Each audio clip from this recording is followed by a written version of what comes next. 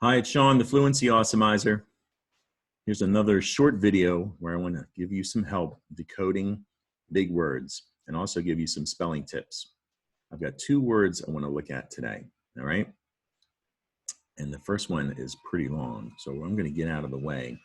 And I want you to hit pause if you think you need more time to read this, but read this right out loud to anyone you're sitting there with. What is this word?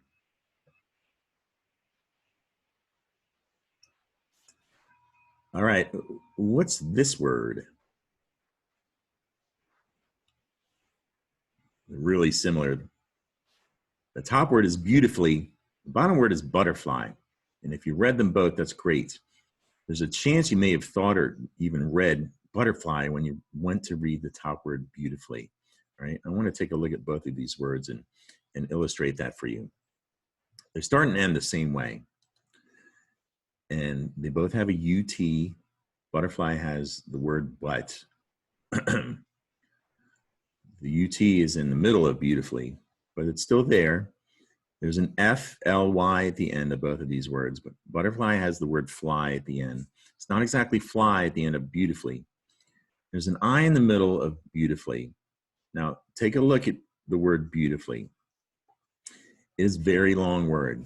And if you're a young reader and you come across a long word like this, it's kind of like a running race where you start really strong, but you can get a little tired towards the middle.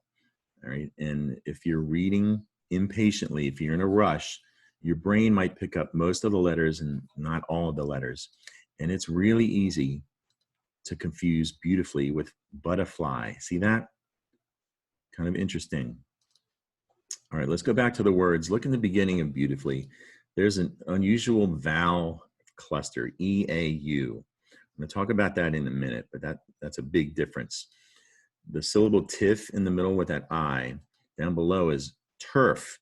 There's an R in butterfly, actually an R-controlled sound, turf. And at the end of butterfly is fly, but up top it's not fly. There's a U in the middle of the F and the L, so there's fully compared to fly. All right, so those are the differences. Let's look at the origin, the root words of these, and see what makes them tick. Beautifully comes from the French word beauté. You see the accent over the E? It looks like it might say butte or boot. But in English, we use the word beauty. And beauty is a noun. It means a combination of qualities that please the senses. What does that mean? Well, let's think of flowers. Flowers have beauty. Beauty, your eyes think they have beauty, but also your nose, all right? So it pleases a couple of senses. Your nose thinks they have beauty. Your nose thinks they have beauty, all right? So from the noun beauty, we're going to drop that Y and add an I and add the suffix full to make the word beautiful, which literally means full of beauty, okay? But it's not spelled F-U-L-L, the word full. The suffix full is F-U-L. It's really important. Get a look at that. That's helpful to remember when you're spelling any word that ends with the suffix full. So beautiful is an adjective. It means pleasing to the senses, like we just talked about, your eyes and your ears. Your eyes think flowers are beautiful. Your nose thinks flowers smell beautiful. But other senses can determine beautiful too. Music can sound beautiful. Your ears think music can sound beautiful. All right, and your mind, or you're kind of like your whole soul can think things are beautiful. So that's the word beautiful, and we're going to add an ly suffix to turn this adjective beautiful into beautifully. That is an adverb. If you haven't learned about adverbs yet, that's okay. You need to be in third, maybe fourth grade. That is a word that means done in a way that pleases the senses. Now let's look at butterfly. Butterfly is simple. It's a compound word, butter and fly, right? So butterfly. Oh, not that butterfly. This butterfly. See, isn't it beautiful? Butterflies are beautiful, and that's, I guess that's another way why, another reason these words go together. All right, so a quick look at the syllables. In red is the stressed syllable, so beautifully.